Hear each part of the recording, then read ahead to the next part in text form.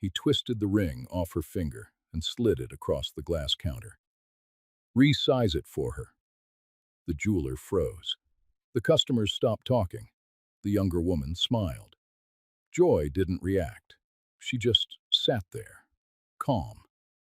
Across the store, a woman lifted her phone and started recording. But what he didn't realize was that she wasn't a stranger at all. And if you think you know where this story is going, stay. Because what Joy did next is something nobody in that store and nobody watching this will see coming. Coleman's Fine Jewelers. Tuesday afternoon. 4 customers inside. Quiet enough to hear the fluorescent lights buzzing overhead and the soft scrape of Mr. Coleman's polishing cloth against a tray of gold chains behind the main counter. That was the room Terence walked into.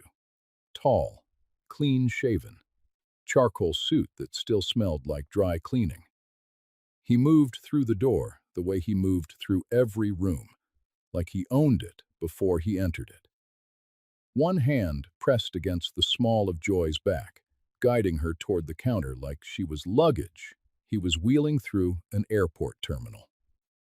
Joy walked beside him in a cream blouse and gold earrings, her posture straight, her face soft and open and trusting. She thought they were here to get her ring cleaned. That's what he told her that morning over coffee, casual as weather talk. "Let's stop by Coleman's on the way home. Get that ring looking right." She believed him.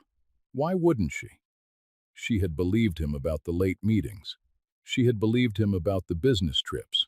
She had believed him about the cologne. Believing Terence was something Joy had done so long it had become muscle memory, the kind of reflex your body performs before your brain has time to question it. But the moment they stepped through the door, another woman appeared from the bracelet aisle. Younger, taller, red dress that clung in places a Tuesday afternoon jewelry store had no business seeing. Her heels clicked once on the tile floor and stopped. She didn't look at Joy, didn't acknowledge her existence. She walked straight to Terence and stood beside him at the counter like she had been standing there for months, like she belonged. Vanessa. Terence reached for Joy's left hand without a word. He gripped her wrist, twisted the sapphire anniversary ring past her knuckle with a quick, practiced motion, and placed it flat on the glass counter. The stone caught the overhead light and threw a small blue shadow across the surface. Inside the band, in letters so small you'd have to hold it inches from your eye to read them, were 2 words engraved in thin gold script. "My only." He slid the ring toward Mr. Coleman and tapped the glass with 2 fingers. "Resize this to a 6. Mr. Coleman's polishing cloth went still in his hand. He looked at Joy, then at Vanessa, then back at Terence. His mouth opened slightly, closed, opened again. "Sir, just do it." Terence didn't blink. "She needs it fitted smaller." Every conversation in the store died at once. The couple near the window turned around. The 2 women by the watch display stopped pretending to browse. The air itself seemed to pull tight, like fabric stretched between 2 hands. Then Vanessa tilted her head and looked at Joy, the way someone looks at a piece of furniture being carried out of a house they've already redecorated in their mind. "That's a beautiful ring," Vanessa said, her voice dripping with something that wore the mask of politeness. "It deserves to be on someone who actually appreciates it." She held Joy's gaze for a full 3 seconds. Then she turned to the mirror on the counter and began trying on a pair of diamond earrings, holding one up to her lobe, tilting her jaw like she was posing for a photograph only she could see. Joy's fingers rested flat on the counter.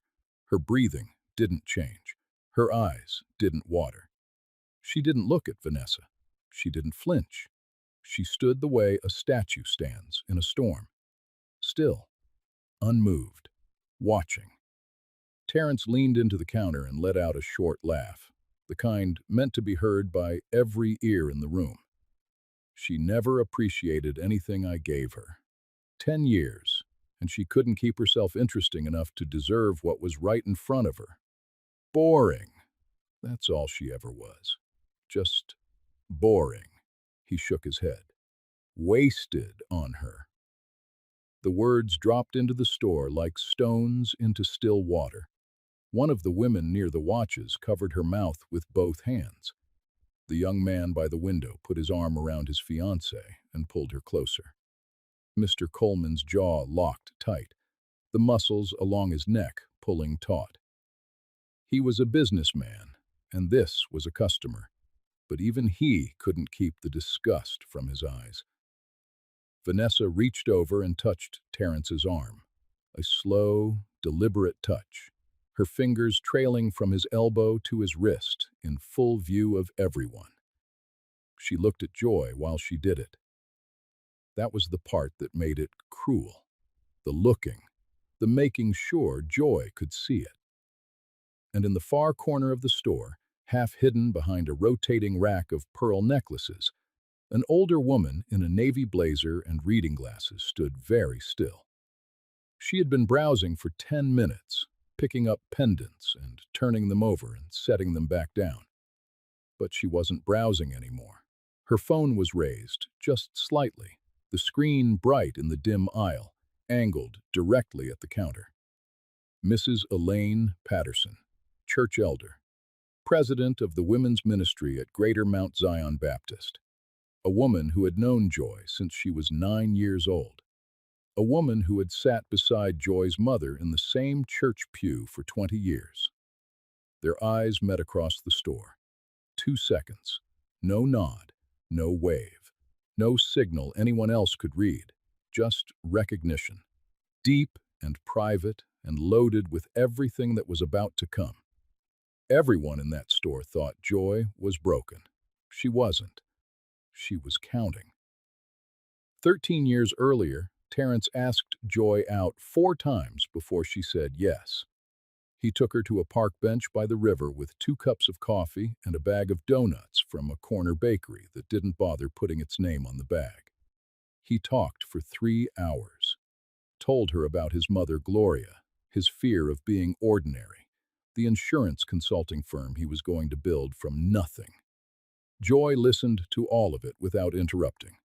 She held her coffee and watched the river and let him be exactly who he was. Somewhere between the second cup and the sunset, he decided she was the one. He told Gloria that night. Gloria said, "She's quiet," and left it at that. They married 2 years later, 60 guests. Gloria in the front row wearing a lavender hat, crying tears that could have meant anything. The early years were honest, not perfect, but honest in the way that matters. The way where 2 people can sit in the same room without talking and still feel like they're together. Terence built his firm from a folding table in their spare bedroom, working 18-hour days, coming home smelling like printer ink and coffee that had gone cold 3 hours ago. Joy worked as a school counselor, spending her afternoons with children who came into her office with problems too big for their backpacks and nowhere else to put them.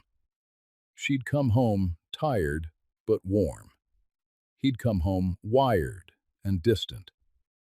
But they met in the kitchen every night, standing over the stove or the sink, talking about nothing and everything until the house felt full. They bought a townhouse on a tree-lined street where the mailman knew everyone's name, planted tomatoes in the back garden that never grew right no matter what they tried, different soil, different stakes, different amounts of water. They laughed about it every summer, standing over the same crooked patch of dirt like it was a running joke only the 2 of them were allowed to hear. Those tomatoes never did grow, but the marriage did. Or at least, Joy thought it did. For their 5th anniversary, Terence designed a ring.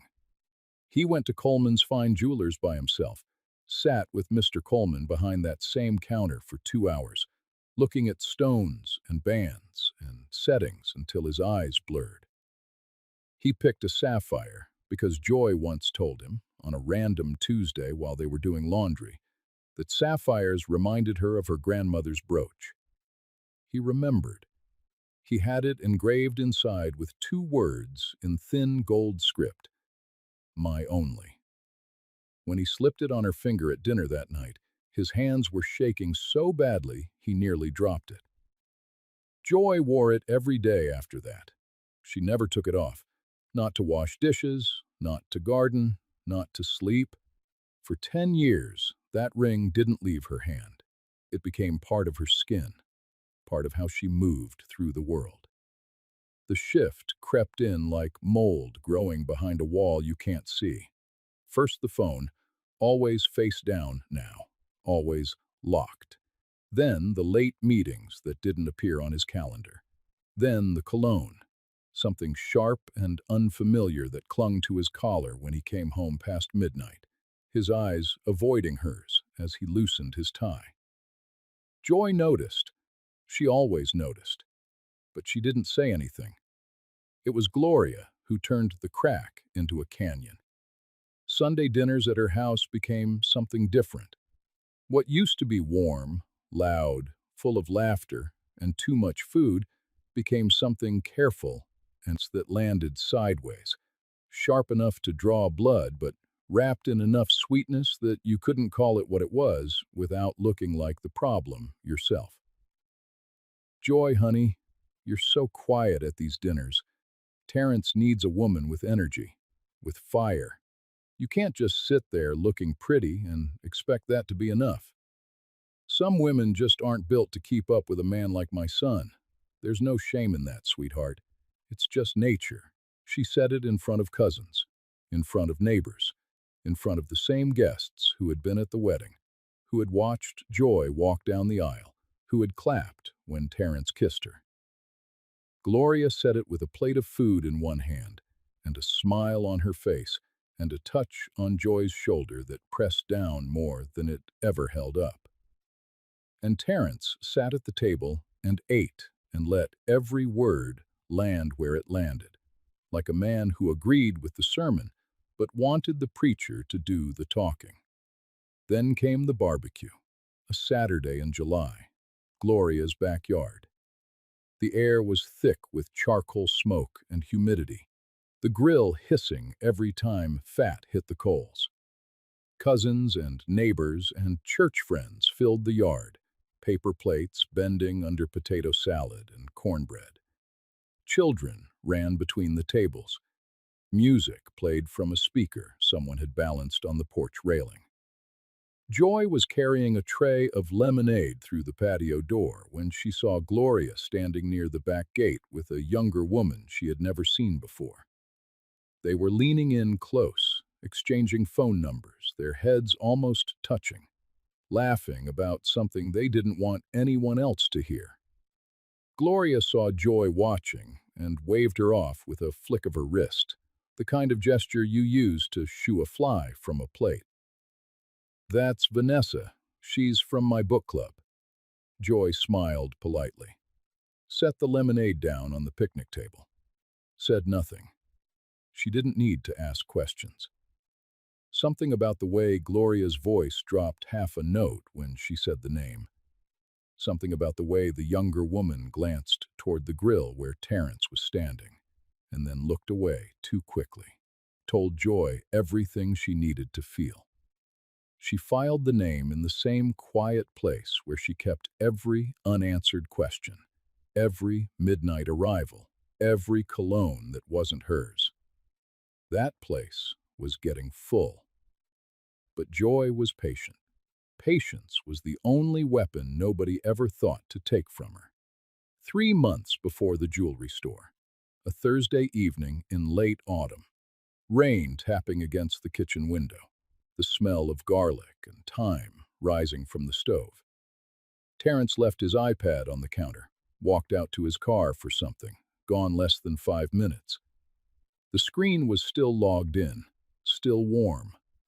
Joy was reaching past it for the salt shaker. Her wrist grazed the screen, and it woke up. The messages were right there, open, unguarded, like she wasn't worth the effort of hiding from. She looked. Months of conversations between Terrence and Vanessa. Not just dinner plans and hotel arrangements, conversations about Joy. Long, casual, merciless conversations where they picked her apart like an old appliance they were about to replace. Vanessa. She's just the placeholder, babe. You know that. She keeps the house warm until you're ready to move on. Terrence. 3 laughing emojis. One word. Facts. Joy's knuckles went white around the counter's edge. The steam from the pot drifted across the kitchen like something trying to escape the room. She didn't scroll fast. She scrolled carefully, methodically. Every word, every timestamp, every casual cruelty treated with the precision of a woman reading a contract she was about to tear apart. Then she found the group chat. 3 names: Terrence, Vanessa, Gloria. Gloria had written, time-stamped at 11:43 at night. Just give the girl the ring. Joy doesn't deserve it anyway. She was never enough for my son. Let Vanessa have it. A fresh start. The first time Joy read it, her chest tightened so hard she pressed both hands flat on the counter and bent forward slightly, her breathing going thin. Not tears. Pressure. The pressure of discovering that the person who was supposed to protect your marriage was the one handing out the matches and pointing at the kindling. The second time she read it, something behind her eyes shifted.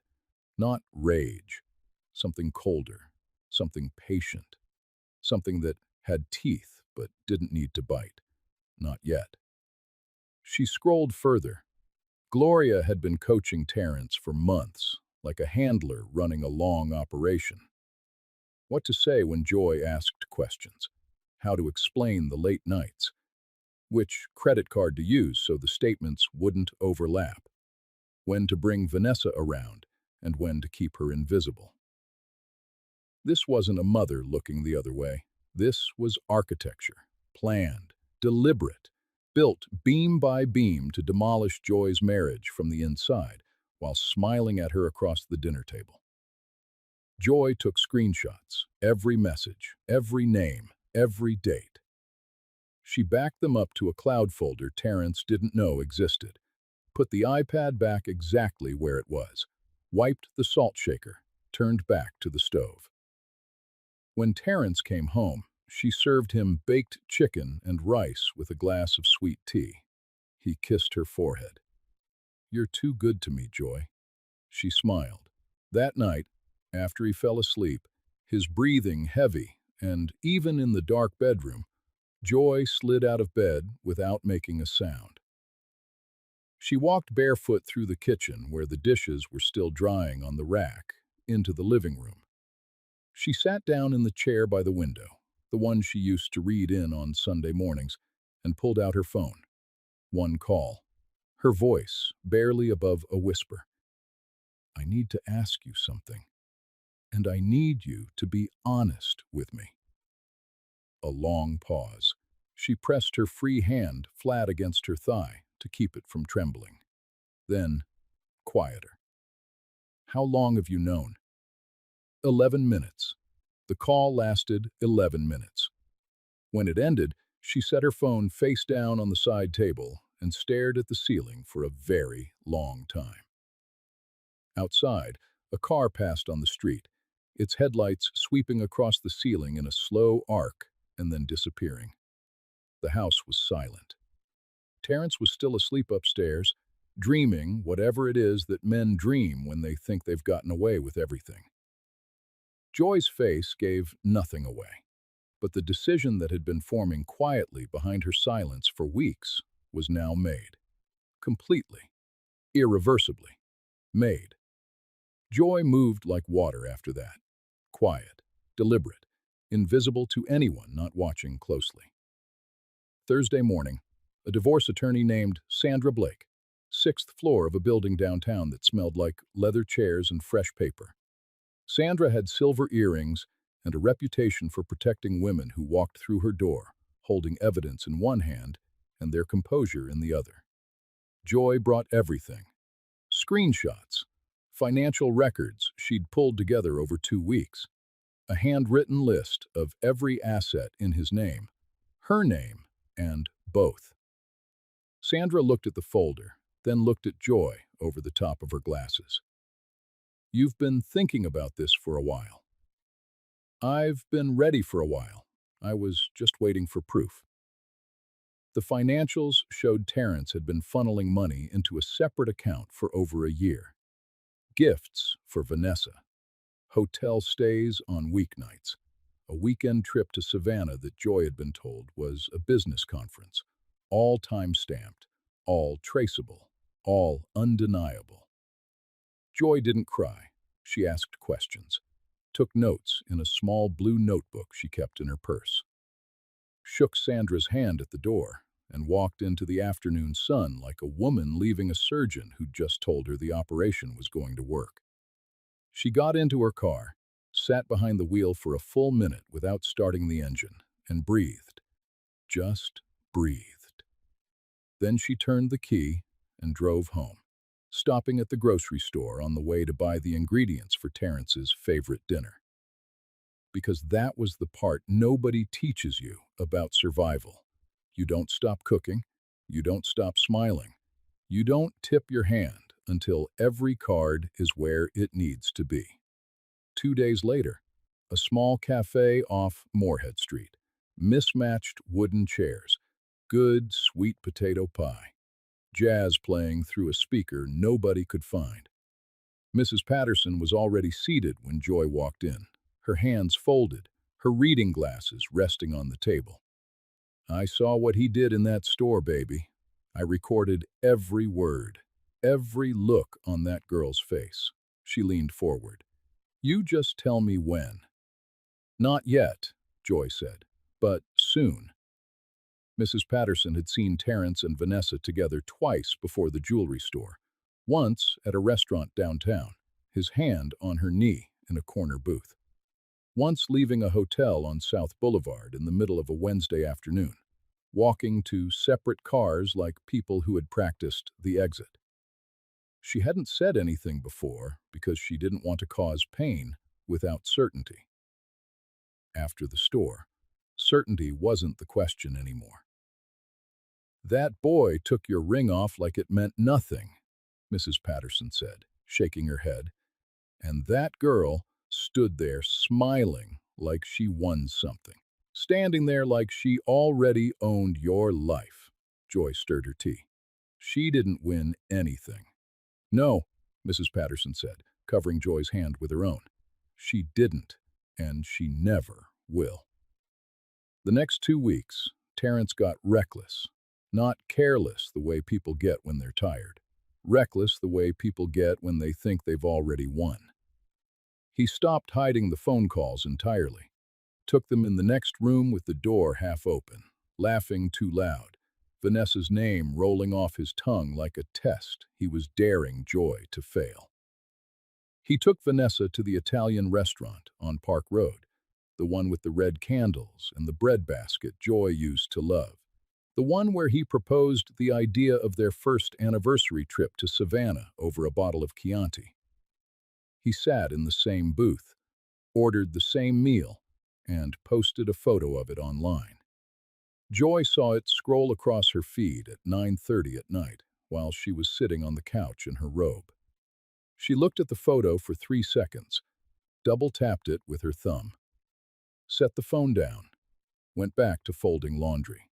She folded every piece carefully, corners matched, sleeves tucked. The steadiness of her hands would have terrified Terrence if he had been paying attention. But he wasn't. He hadn't paid attention in a very long time. Gloria called one evening, voice soaked in false tenderness. "Sweetheart, I've been thinking. Maybe you should just let him be happy. Some women aren't built to keep a man like Terrence. There's no shame in stepping aside gracefully." Joy held the phone away from her ear. Let Gloria breathe into the silence, waiting for the tears, waiting for the begging. Then brought it back. Thank you for calling, Gloria. Click. That same week, a cream-colored invitation arrived. Gold lettering. The church's annual appreciation dinner. 200 guests. Terrence Bradley, Man of the Year. Joy, RSVP'd yes. Then she called Pastor Williams' office. I'd love to say a few words about my husband. After everything he's done for this community, I think it's only right. The secretary was delighted. We'll put you right after his award, Mrs. Bradley.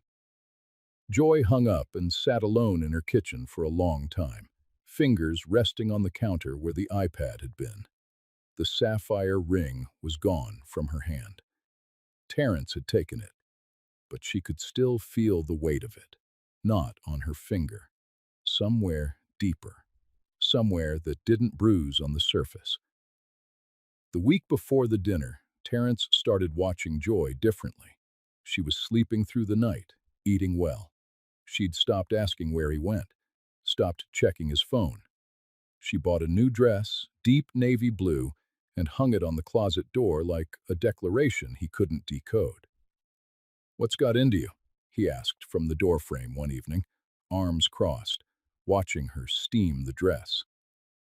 The steam rose between them in thin white ribbons that vanished before they reached the ceiling. Joy turned, face open, calm, clear. Nothing's got into me, Terrence. I'm just at peace. He stared at her. His jaw worked slightly, chewing on a thought he didn't want to swallow. Then he shook his head and walked down the hallway, his footsteps slowing near the stairs, like a man who kept expecting to hear something behind him, but never did. At church rehearsal, Gloria spotted Joy talking quietly with Mrs. Patterson and two other elders near the kitchen. She tried to drift closer, pretending to check the napkin folds. Joy looked up. Gloria, don't you have somewhere to be? The words weren't sharp. They didn't need to be. Gloria's lips flattened.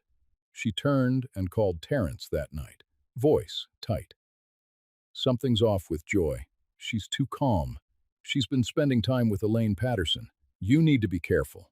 Terrence laughed, short, dismissive. Careful of what? She's always calm. That's her whole problem. No fire, no backbone.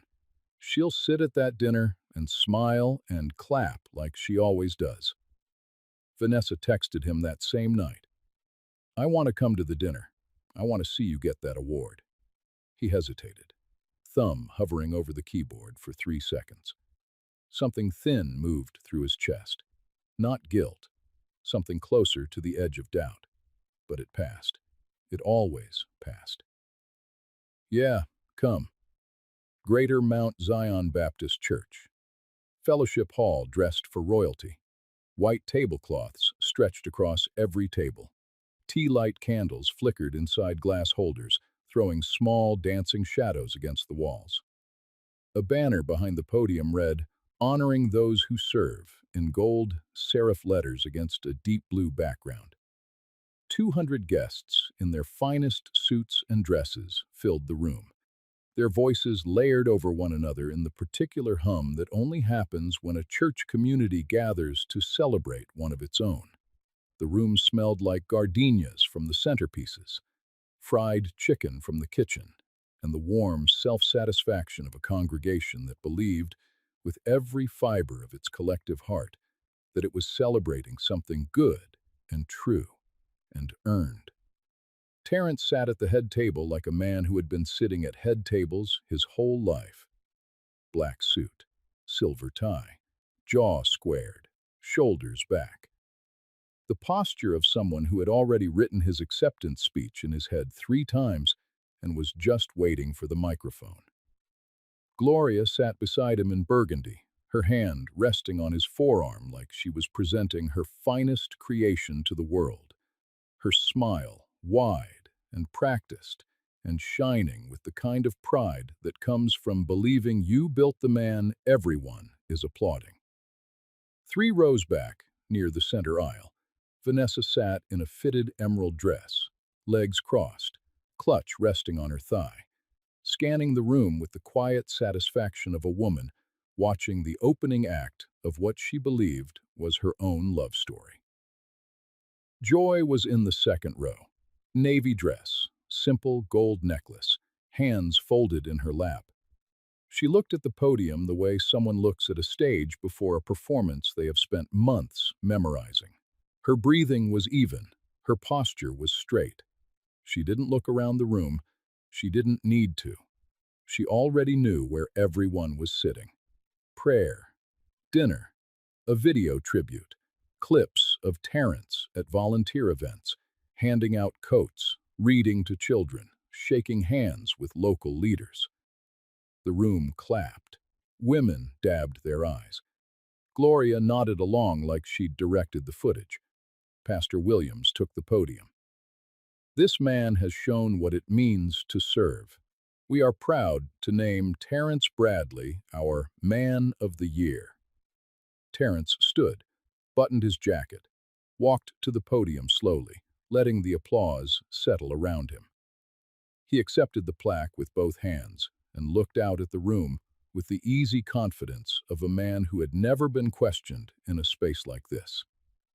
He gave a speech about values, about integrity, about being a man who stands by what matters. He used the word commitment. He used the word honor. He talked about what it meant to be a man of your word in a world that didn't always reward honesty. He thanked his mother for raising him right. He thanked his wife for standing by his side through everything. He said Joy's name the way you say the name of someone you've already forgotten. A word that fills space but carries nothing. The room applauded. Joy's hands stayed in her lap. Then Pastor Williams leaned into the microphone. And now, Terrence's wife Joy would like to say a few words. Terrence blinked. His head turned toward Joy, and his smile froze at the edges. He hadn't known. Nobody told him. Joy stood slowly, smoothed her dress with both hands, walked to the podium the way she did everything. Calm, measured, without hurry. She adjusted the microphone down half an inch. She looked out at 200 faces. She smiled. Thank you, Pastor Williams. Thank you all for being here tonight. She let the silence settle, let it fill the room like water rising in a glass. My husband just spoke about standing by what matters, about integrity, about commitment. She looked directly at Terrence. His hand was already gripping the armrest. I'd like to talk about what those words actually look like, behind closed doors. She reached into her clutch and pulled out her phone. Terrence's smile collapsed like a building losing its foundation. 3 months ago, I found messages on my husband's device, some messages between him, a woman named Vanessa, and his own mother, Gloria. The room shifted. Not a gasp, something deeper. Like the floor itself adjusted under 200 chairs. Every spine straightened. Every eye locked on Joy. In those messages, Vanessa called me the placeholder. My husband responded with laughing emojis and the word, facts. A murmur broke across the hall like a wave hitting stone. Terrence's knuckles went white on the armrest. The color was leaving his face in real time, draining downward like water through sand. Pastor Williams took a half step back from the podium, his hand finding the edge of the lectern. He didn't intervene. He couldn't. The room wouldn't have let him. In another message, my mother-in-law, Gloria, wrote this. Joy looked down at her phone. She read slowly, clearly, without inflection. The way someone reads a verdict they already know by heart. Just give the girl the ring. Joy doesn't deserve it anyway. She was never enough for my son. Gloria's face went gray, not white. Gray. the color of something that's been dead longer than anyone knew. Her fingers dug into the tablecloth hard enough to pull it sideways, rattling a glass that nobody reached for. Behind her, someone whispered, "Oh my God." 2 tables over, a deacon's wife pressed both hands flat over her mouth. The room wasn't just listening anymore. The room was witnessing. And there is a difference between those two things that every person in that fellowship hall understood in their bones. Joy reached into her clutch one more time. She pulled out a small velvet pouch, opened it carefully, placed the sapphire ring upright on the podium, turning it so the inner band faced the room. The engraving caught the overhead light. My only. He had this ring made for me 10 years ago. He designed it himself. He engraved those words because he said I was the only woman he would ever need. She paused. Let the words land. Last month, he pulled this ring off my finger inside a jewelry store and asked the jeweler to resize it for the woman sitting in row 3. Every head in the fellowship hall turned at once. 200 pairs of eyes found Vanessa. Her smile was gone. Her lips parted, but no sound came. Her fingers tightened around her clutch until the knuckles threatened to break through the skin. She started to rise. The woman beside her gripped her arm and whispered hard and low, "Sit down." Mrs. Elaine Patterson rose from the back of the room. Her voice carried clear as a church bell across 200 silent faces. I was in that store. I saw everything he did, and I recorded every word. The room went past, gasping. It went still. The kind of stillness that has weight, that presses against walls and holds every person in place, unable to move, unable to look away, unable to pretend they hadn't heard what they just heard. Terence stood. His chair scraped the floor. His mouth opened. He looked at Joy, then the room, then Gloria, then back at Joy. Gloria had one hand over her mouth, the other gripping the table's edge. Vanessa was staring at the floor, shoulders pulled in. The emerald dress that looked confident 20 minutes ago, now looking like something she wanted to disappear inside. Terence's lips moved. Nothing came out. 2 years of talking about Joy behind her back, and now, standing in front of every person who mattered in his life, he had absolutely nothing to say.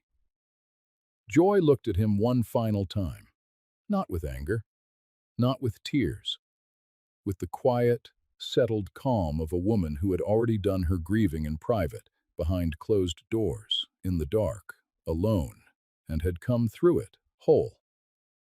I'm not angry, Terence. I'm done. She stepped away from the podium. She walked down the center aisle. She did not look back.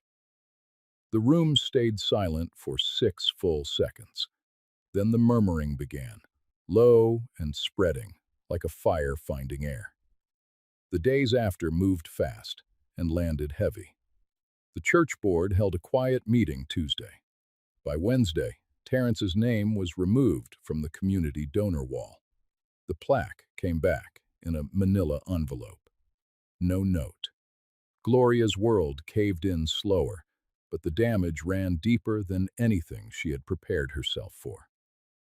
The women's ministry held a private meeting on Thursday and asked her to step down from leadership. Not a vote, a request. The kind that comes with folded hands and lowered eyes, and the understanding that refusing would only make things worse. By the following week, 3 women she had mentored for years stopped returning her calls. Text messages were opened, read, and never replied to. The invitations to brunches and prayer groups and birthday dinners dried up one by one until her phone went silent for entire days. 3 decades of carefully constructed social influence, of committee chairs and Sunday morning introductions, and knowing everyone's name and their business before they knew it themselves. All of it dissolved in under 2 weeks. Gloria told herself it wasn't fair. She told herself Joy had overreacted, that what happened in a family should stay in a family.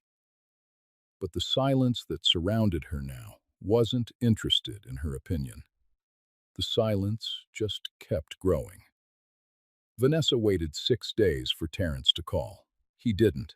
She texted, "So, what now?" He read it, didn't respond. She sat in her apartment that evening with the lights off, still wearing the gold bracelet he bought her last month. She turned it slowly around her wrist, watching it catch the faint glow from the streetlight outside her window. The apartment felt smaller than it used to, quieter, like a room that had been set up for a celebration that never happened. She hadn't been in love with Terrence. She understood that now, sitting in the dark with her knees pulled to her chest and mascara she hadn't bothered to wipe dried-in streaks down her cheeks. She'd loved the dinners at places she couldn't afford on her own. The gifts that arrived without occasion, wrapped in tissue paper like thoughtfulness could be purchased by the yard. The intoxicating, addictive feeling of being chosen over someone else, of being the one a man left his wife for, of being wanted so desperately that he'd rip a ring off another woman's finger and hand it to you in front of strangers. That was the drug, not Terrence, the choosing. But now there was nobody left to be chosen over. The marriage was ending, and he wasn't calling, and the bracelet on her wrist felt like exactly what it always was. Costume jewelry from a man who costumed everything. Terrence's lawyer reviewed Joy's evidence, screenshots, financial records, the video from the store. He leaned back and exhaled through his nose. "My honest advice, settle, quietly, before it gets worse." Terrence stared at the stack of papers on the desk and felt, for the first time, the actual shape of what he had done. Not the affair, not the lies, the shape of the life he had dismantled, the shape of the woman he had underestimated for so long that he forgot she was the foundation he was standing on. He signed the settlement papers 3 weeks later in the same office, his hand steady but his eyes hollow, the eyes of a man who had finally stopped performing and had nothing left underneath. 2 weeks after the dinner, he drove past the house. The locks had been changed. Joy's car in the driveway, freshly washed. A new welcome mat on the porch, burgundy with a sunflower stitched into the center. The garden beside the front steps had been replanted. New flowers, things that were actually growing. Something about that welcome mat, something small and chosen and deliberate, hit him harder than everything that happened in the fellowship hall. Harder than the silence. Harder than the turning heads. Because the mat said what no words needed to say. She was already building something new. Something that didn't include him. Something that didn't need him. She hadn't just moved on. She had moved forward. And she hadn't looked back once. He sat in his car for 11 minutes, engine running, hands on the wheel, watching the house he used to live in glow, warm through the curtains. Then he shifted into drive and pulled away slowly, the way a man drives when he knows he's leaving something he can never come back to. Gloria called Joy one final time on a Sunday afternoon. Her voice was different now. Stripped bare of the sweetness that used to wrap everything she said like ribbon on a gift nobody asked for. No warmth, no performance. Just the raw, defensive tone of a woman who had lost her audience and still couldn't understand why the show had been canceled. "You didn't have to do that in front of everyone, Joy. You could have handled it privately. You could have come to me." Joy was rinsing a coffee mug at the kitchen sink. She set it down on the drying rack carefully, dried her hands on a towel, held the phone with both hands, not because she needed the support, but because she wanted to feel every second of what she was about to say. You didn't have to help him destroy our marriage behind my back, Gloria. You didn't have to coach him through every lie. You didn't have to hand my ring to another woman like it was a party favor, but you did. So I handled it the way I needed to, and I'd do it again." She hung up. The kitchen was quiet. The faucet dripped once, twice, then stopped. And that was the last time Gloria and Joy ever spoke, 6 months later. A small apartment Joy chose herself. Third floor, east-facing. Morning sun warm on the iron railing and the small round table beside her chair. Coffee, still steaming. A paperback cracked open face down on the table. Rosemary growing in a clay pot by the window. A silence that didn't ache anymore. The apartment wasn't fancy. It didn't need to be. Every towel, every plate, every decision about what went where was hers. All hers. Her phone buzzed. A text from Mrs. Patterson. "Proud of you, baby. Always was." Joy smiled. A quiet one. The kind that lives around the eyes more than the mouth. She typed back a heart and set the phone down. Inside her bedroom, on top of the dresser, next to a framed photograph of her grandmother, sat a velvet box. The sapphire ring. She got it back in the divorce settlement, hadn't worn it, didn't plan to, but she kept it. Not as a memory of Terence, not as a trophy or a scar, as a reminder that she survived a man who was certain she wouldn't, that she stood in a room full of 200 people and told the truth without raising her voice, that she had walked out of her own life, the one she thought she wanted, the one she had built with someone who was tearing it down from the inside, and built a new one, with her own hands, on her own terms, in her own time. She picked up her coffee, watched the city begin its morning, a woman jogging with a dog on a red leash, rounding the corner at an easy pace. A father carrying his daughter on his shoulders across the parking lot, both of them laughing at something nobody else could hear.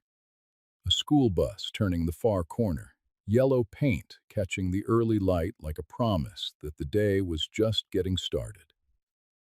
Joy set her cup down, opened her book. A breeze moved through the balcony and lifted the edge of a napkin.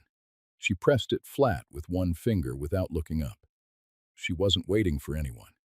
She wasn't looking back. She was just here, present, breathing, free. She didn't win because she fought harder. She won because she knew when to stop fighting and start choosing herself. And sometimes, that's the most powerful thing a woman can do. If this story reminded you of someone who chose themselves, wear it with them. And if you want more stories about strength, truth, and what it really means to walk away with dignity,